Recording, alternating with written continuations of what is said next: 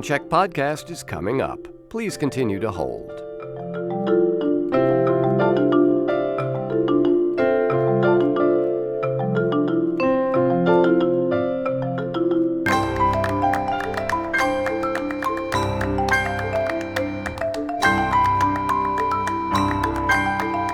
Keep up with the Soundcheck podcast and everything that's happening in the New Sounds empire. Just go to newsounds.org and follow us on social media. All of the icons are in the top right corner of the page.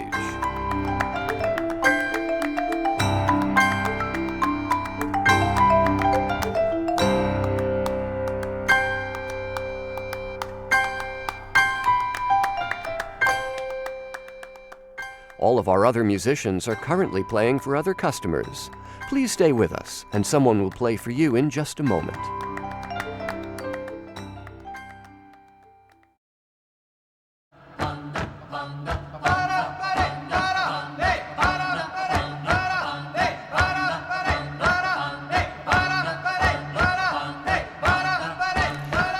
From newsounds.org, this is the Soundcheck Podcast, our series of live in-studio performances. I'm John Schaefer. Meredith Monk has spent much of the past 50 years in the vanguard of American music. A vocalist who's explored new sounds, an award-winning composer, a filmmaker, a pioneer in multimedia, her work has had a much broader impact than just among avant-garde circles. Her music has appeared in Coen Brothers films. It's been sampled by DJ Shadow and remixed by DJ Spooky, among many others. Her latest project is called Cellular Songs, and she and the women of her long-standing vocal ensemble are here in our studio to perform some of them. Beginning with trio number 1, here's music by Meredith Monk.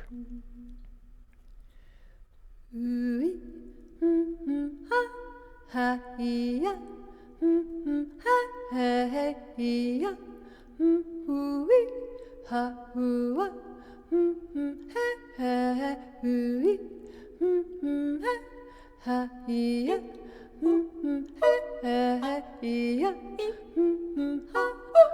ha-hoo-ee, ha-ya, ha-hey-ya, ha-hoo-ee, ha-hey-ya, ha-ya, ha-hey-ya,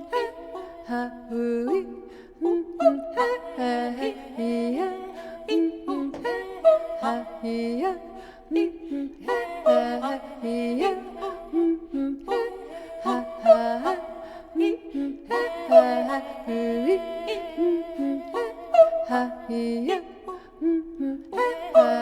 ha-hoo-ee, ha-ya,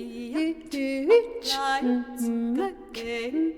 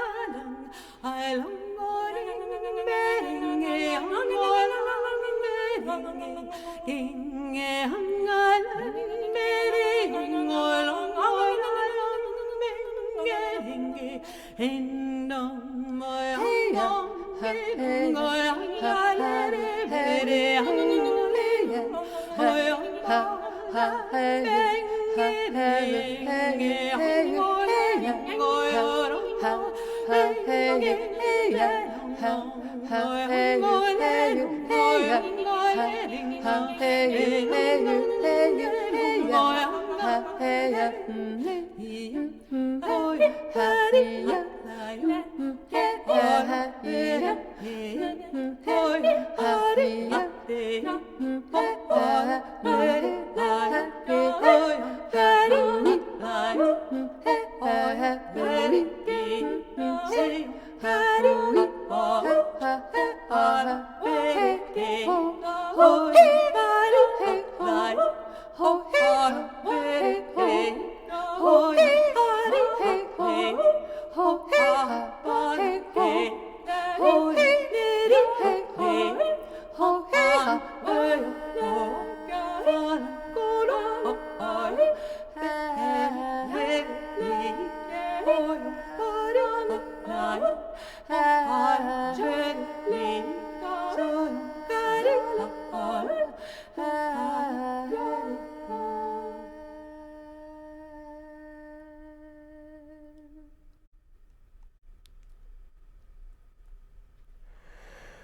That is Meredith Monk and members of her vocal ensemble. And wow, nicely done. Thank you. From Cellular Songs, that is trio number 1.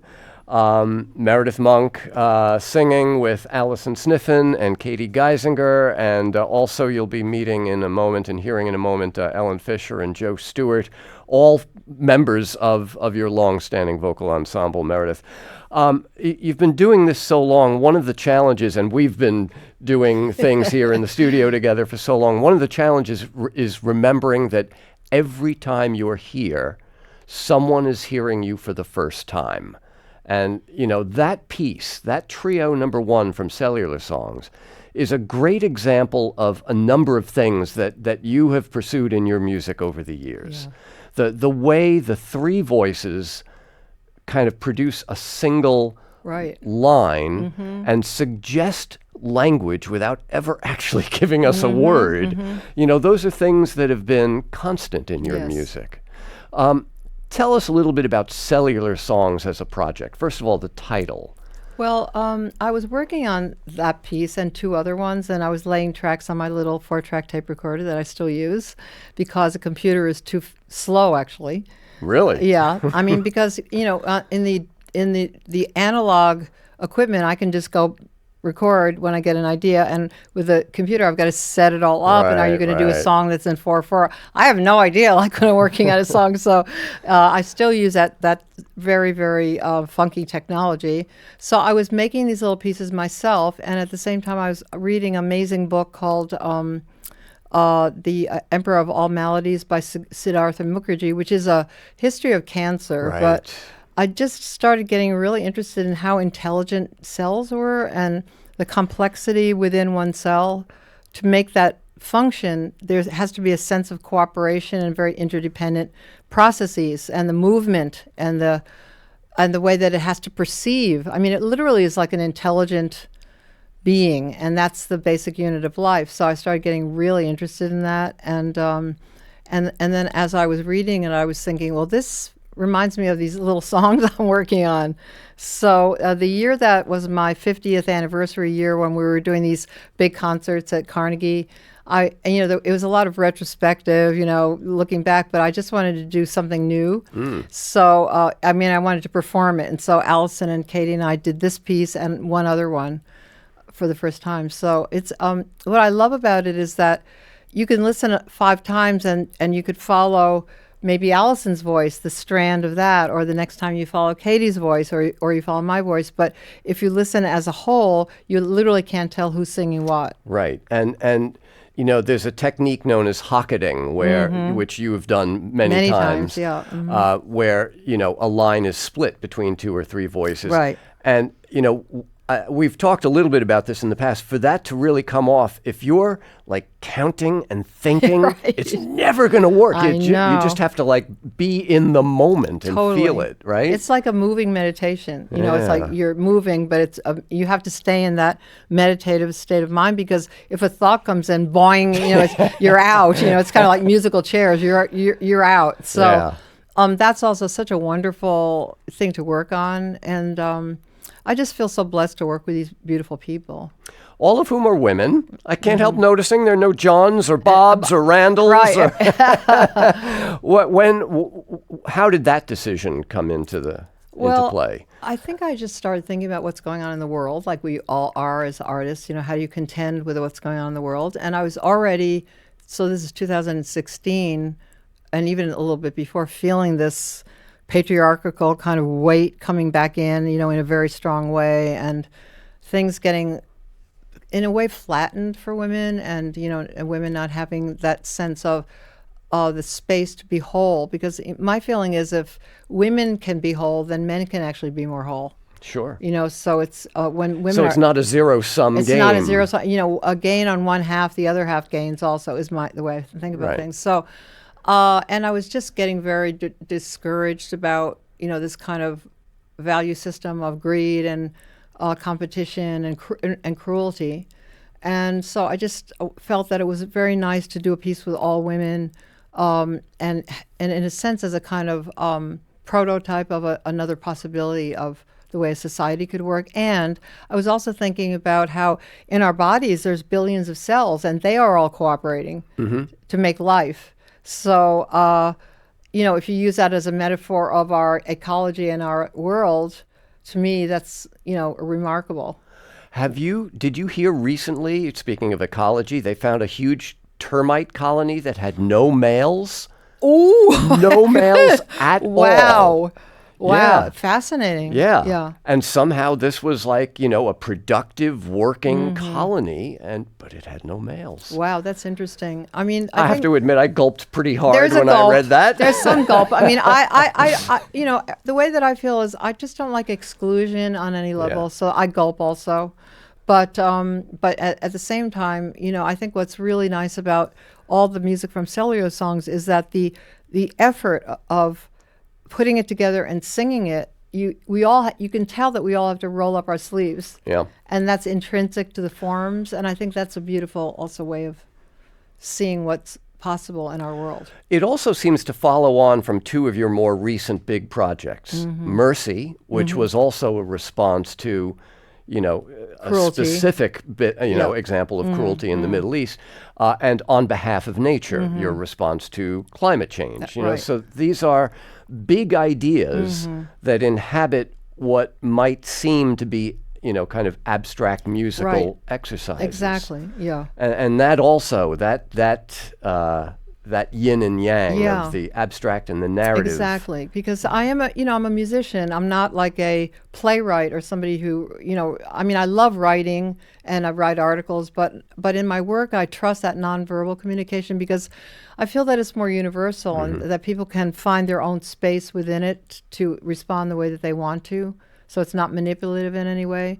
And so I think part of my struggle, even with On Behalf of Nature, is what do you do in this world where it is very dark, and how do you as an artist give something that does something, so I think there's two branches. One branch is people that really work politically in a very direct way and say what's there in a very honest way, and I think that's a very verbal kind of artist.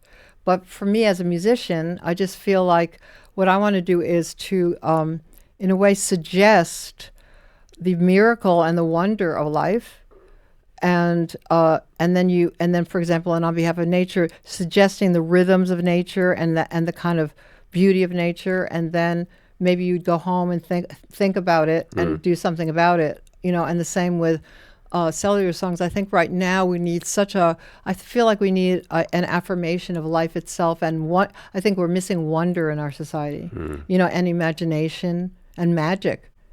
Because the phones are just filling everything in, so I feel like art has that other kind of quality of giving you space to be who you are, maybe, if it's only for an hour or whatever it is, but still, if you experience that and you have that healing kind of feeling from seeing an artwork, maybe you'd find little ways of getting that more into your life. We're speaking with Meredith Monk about Cellular Songs, which is a multimedia piece. Yes. I mean, because of the complexity, the intricacy of the music, the staging for this one is relatively restrained. Yeah, I mean, I think one thing that's interesting, and I also felt that in On Behalf of Nature, is when you have music that's very complex, how do you make the other elements transparent so that you actually can hear it? Because in our world, we're used to having, once music comes on, or if there are images, the music becomes the accompaniment. That's just how we're Right. brought up visually. So how do you do a piece where there are beautiful elements that are visual, but at the same time you have space to hear the intricacy of the music? Yeah. So you're performing this 3 nights, a 3-night residency at Le Poisson Rouge here in Manhattan, Sunday through Tuesday, October 14, 15, and 16, with these musicians. With these beauties, yes. So let's bring the whole quintet of And may I just bend down and get a glass of water? Absolutely. Alison Sniffen has made her way over to our piano and has her violin in hand. So there is some instrumental sound here. There are also words, Yes. which you have always approached with caution. Yes, with caution. I usually work with lists. Yeah. A repetition kind of, idea, more like chanting rather than Right. words as narrative. Yeah. And this seems to be another case in point. Yes. All right. It's called Happy Woman, and Ellen Fisher, Joe Stewart, Katie Geisinger joining Meredith Monk and Allison Sniffen here in the studio. Let's hear another live performance of an excerpt from Meredith's latest project called Cellular Songs.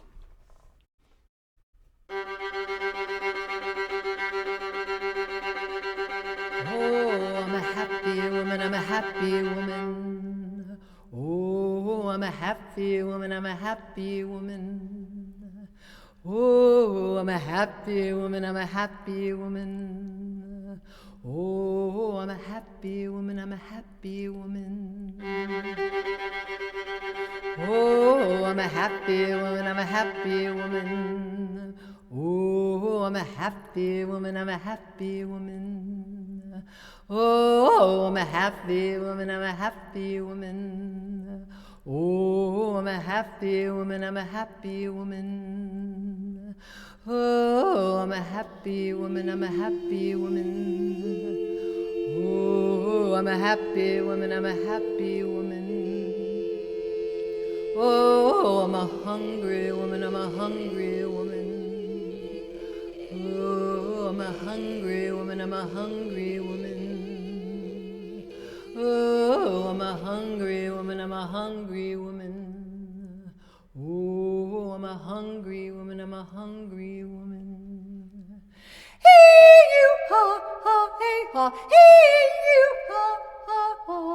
Hey, you, ha, ha, hey, ha, hey, you, ha, ha, ha.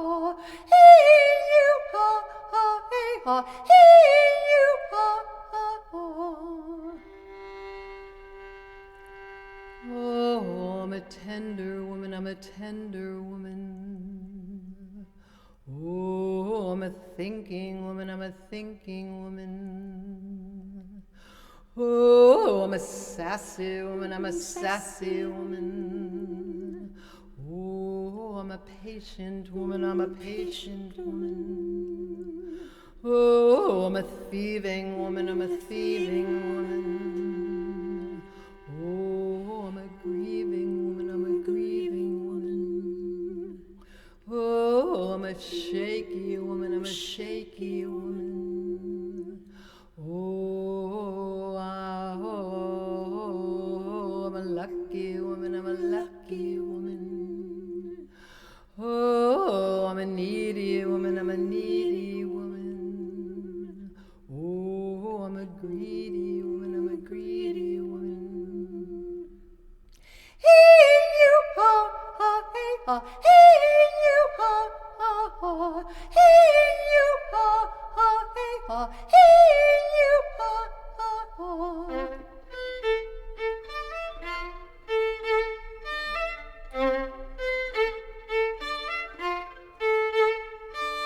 Hey, you, ha, ha, hey, ha, hey, you, ha, ha, ha. Hey, you, ha, ha, hey, ha, hey, you, ha, ha, ha. Oh, I'm a quiet woman, I'm a quiet woman. Oh, I'm a quiet woman, I'm a quiet woman. Oh, I'm an angry woman, I'm an angry woman. Oh, I'm an angry woman, I'm an angry woman. Oh, I'm an honest woman, I'm an honest woman. Oh, I'm an honest woman, I'm an honest woman. Oh, I'm a lying woman, I'm a lying woman. Oh, I'm a dying woman, I'm a dying woman. Oh, I'm a tired woman, I'm a tired woman. Oh, I'm a reckless woman, I'm a reckless woman. Oh, I'm a scrappy woman, I'm a scrappy woman. Oh, I'm a happy woman, I'm a happy woman. Oh, happy woman, I'm a happy woman.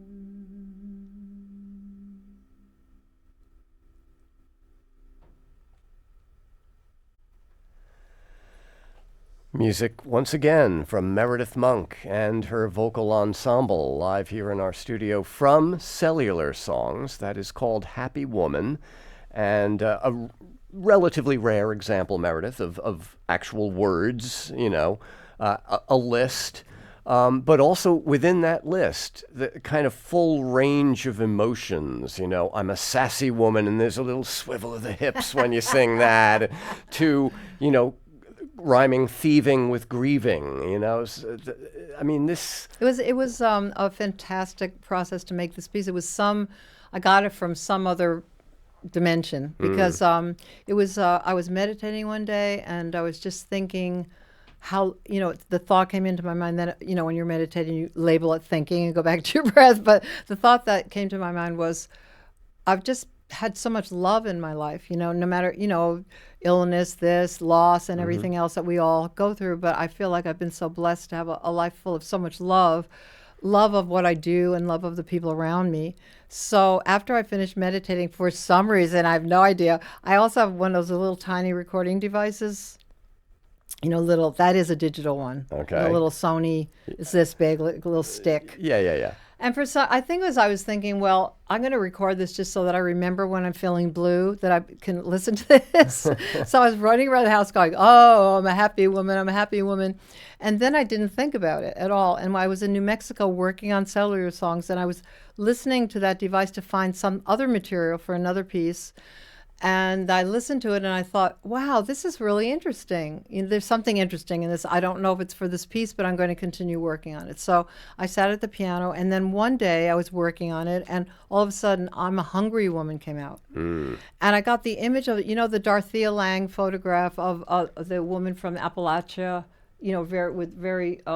she's very thin, and you can see she hasn't, she's been starving. Is this from like a depression? From the depression, the black and white. Yes. So that came, and then I started thinking about women in Africa, Syrian women, just hungry women, all over the world.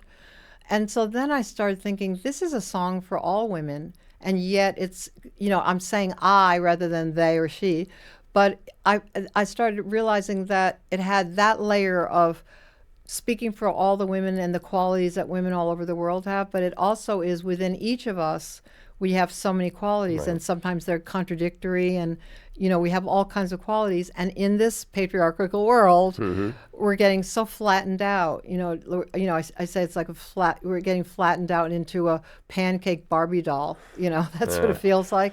Not us, but I mean, we won't give into that. But I mean, I'm just saying, the sensibility of the culture or something like that. And so I realized that it was speaking for one person, not necessarily me, but a woman, and speaking for all women. So I was running around saying, "Oh, I'm a tender woman. I'm a this woman." I wrote, 100 words down, and then tried to see what would be the ones that were the most essential. And then the rhyming idea came up, but just every once in a while. Right. Right. Yeah. The interesting thing is, Cellular Songs as a title not only goes to the biology you were talking about, cells and how complex they are and the way they have to work with each other. It's also a good description of certain kinds of music. Exactly. Exactly. And the way a musical cell will develop in your music has been something that I don't know whether that occurred to you when you named the piece. Not right when I was making it, but then later on I also thought, isn't it interesting that a cell is the basic unit of life, but you could say a cell is the basic unit of music. Right. Right. So, and it can be a very short cell. It doesn't matter how many notes in that cell, but that's kind of an organizational principle of music, and it's also an organizational principle of life itself. So right. It's got a lot in there. I mean, if you think of, the 4-note descending cell of Einstein on the beach, and Philip Glass spins 5 hours of music out of that cell, Now, speaking of multimedia and image-based pieces, I see that you're restoring Quarry. Eventually, yeah, we're working on that. And again, that came up a lot as a response to what's going on in the world, because I think that even in those days, in the mid 70s, I was very aware of these cycles of dark times that recur. They spiral around. And, the impulse of that piece was that I had toured for the first time in the early 70s, and our first place that we performed was in Nancy, which is in the Alsace area of France. And that's an area that was France, then it's Germany, then it's France, then it's Germany. It just went back and forth. And I noticed that there were middle-aged men, hardly any that I saw on the streets and everything. So I asked people, why are there so few men of that age? And they said, well, it's the 2 world wars. And so then I started thinking about that. And so I just feel that it's such an interesting piece to bring back now, because the piece it's inspired by World War II, but it's not limited to that, because the dictator is not, it's not like we're trying to pretend it's a German situation, but it has some of those elements, again, abstracted. Right. So, and also my friend Paul Langland, who was in my ensemble for many years, a wonderful teacher and performer, taught it out at the University of Michigan in Ann Arbor. The section, well, they said, we'd like you to do a part of Quarry for our recital or their, dance concert. And I said, well, I think I'd like to try to do the dictator's speech, and which is this nonverbal harangue, the dictator's speech and his movement harangue, and the rally, which is kind of based on the Hitler Youth rallies. And the last image is after this guttural movement and very violent and athletic movement, very, very, I think what was scary about it was how easy it was to do this very, very mesmerizing thing, and how exciting it is, which they knew. The Germans definitely knew that. At the end, everybody melts, and they get these suitcases, and they become people that are going to be taken away. So it's like the victors become the victims. And the thing that was so extraordinary was it was done, at the University of Michigan, in their theater, dance, and music department on the day of that immigration. It's not law, but whatever that was, like, in the fall, that where everybody was at the airports being turned away. Right. And it was so shocking. And also, I thought that was so interesting to teach young people, number one, the way we worked and work, a kind of philosophy of art that, you really can work in a very pure way and follow your own dream. But the other thing I thought was interesting about doing it is teaching them about history, which is not really taught that much now. Yeah. So those kids were so into it. I literally was in tears watching the rehearsal. I mean, they just took the ball and ran with it. It was really amazing. And even one of the young students did the dictator, and Ping Chong was the original dictator, which he was magnificent. This young man, he was transformed. I mean, it was just unbelievable. It also reminds me of your film Book of Days, where again there's this playing with time, and the idea that just because this is a Jewish girl in a medieval ghetto doesn't mean she's just a Jewish girl in a medieval ghetto. I was thinking about AIDS. I was thinking actually about how these diseases seem to come up at these different times and why, and then also the scapegoating that happens when things come in there, that are hard for society. So with Quarry now being kind of restored, you're trying to get it from 16 millimeter film to DVD, right? That's the process. How much? I mean, you've got 50 years of archives now. I mean, they're funky though. So, is there a Meredith Monk archive? We're working on it. Yeah, the Library of Performing Arts and the music department and the dance department and the theater department is kind of around. You can get it from those different areas. They have some stuff till 2006. So they have up to 2006. Not everything, because I have to keep some stuff when I'm working on stuff. Sure.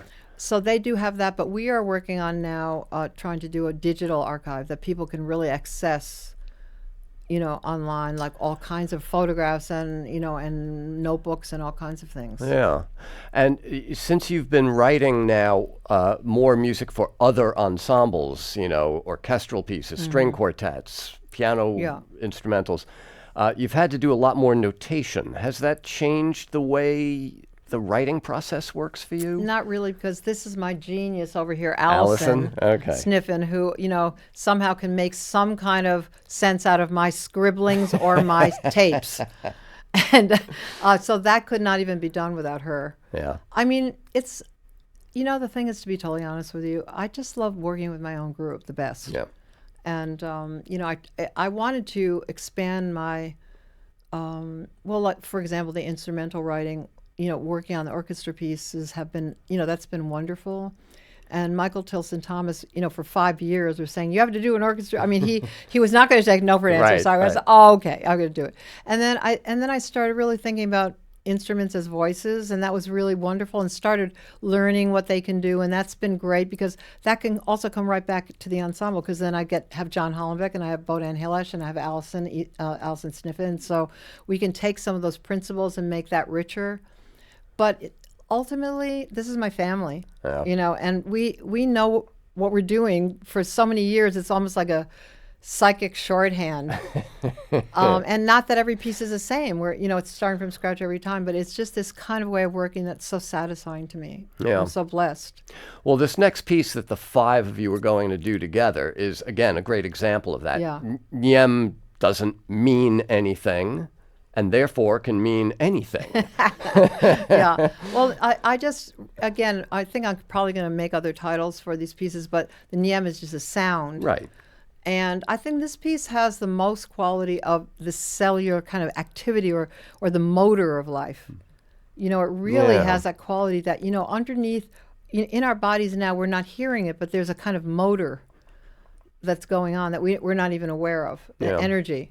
And constant motion. And constant motion. So, and so I think this piece really captures that. All right, let's bring the five singers back. And for those of you watching on YouTube or Facebook, going from your left to right, it's Allison Sniffen, Meredith Monk, Joe Stewart, Ellen Fisher, Katie Geisinger from the Meredith Monk Vocal Ensemble. And this piece, called Nyem, is from Cellular Songs.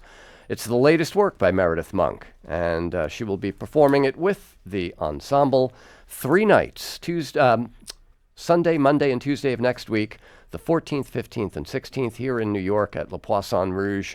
Here's a live performance of Nyem.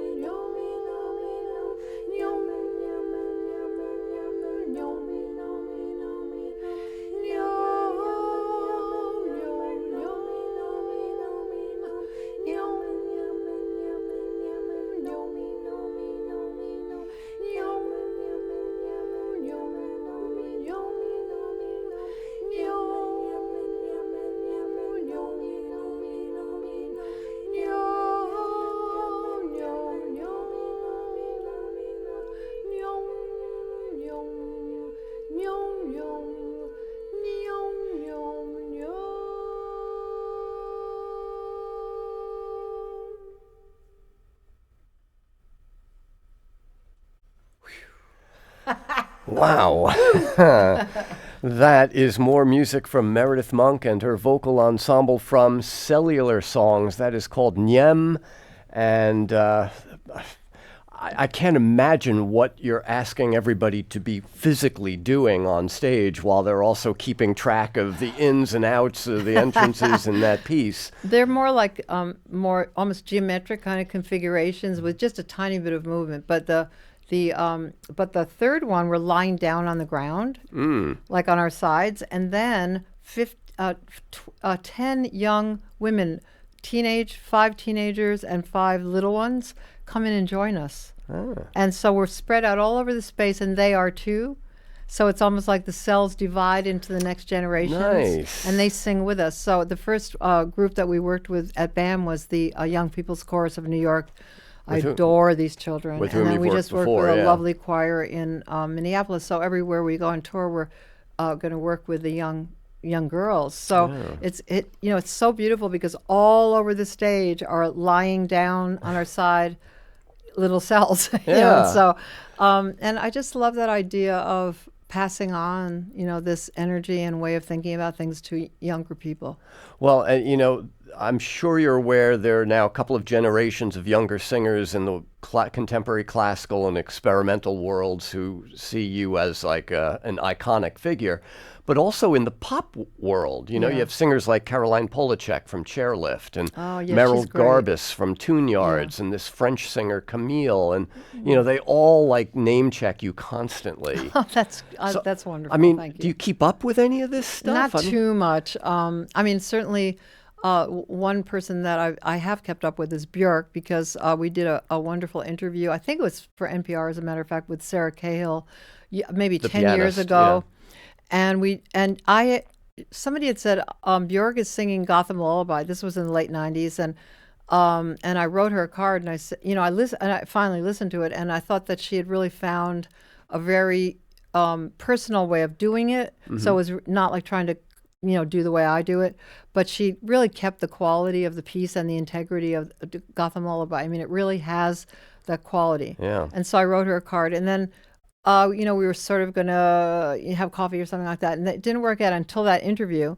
And we were both in tears at the end of the interview because, even the way that she was working when she was up in Iceland, it reminded me so much of myself as a young person. I put up the posters myself, I did the programs myself, and she said that's what she did, and that she had heard Dolman music when she was 14 and just, scratched the record up, kept on listening to it, knew every note of the record. So it was just such a lovely thing because I don't think her work is, it's not, exactly like mine, or, you don't hear that as easily, but there's something about the spirit of it that's very close. And in some of her writing for chorus and stuff, you hear the sounds of a Dolman music, your classic record from the mid-'70s.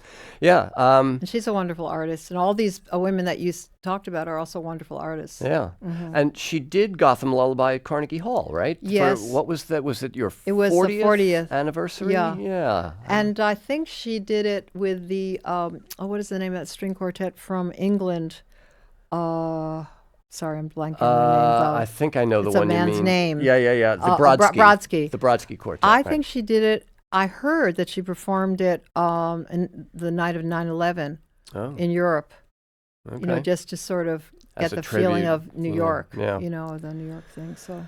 Well, next performances here in New York are Sunday through Tuesday, October 14, We're really 15, looking forward to it. We're 16. doing different choreography, so if you saw it at BAM, come on over. It's going to be different. And it's not the whole piece, it's sets of the music. Right. Uh-huh. At Le Poisson Rouge. It's Meredith Monk and vocal ensemble. Meredith, it's always great to have you with us. you. Thank you so much. My Great pleasure, to see John. you. Thank you so much. This is the Soundcheck Podcast.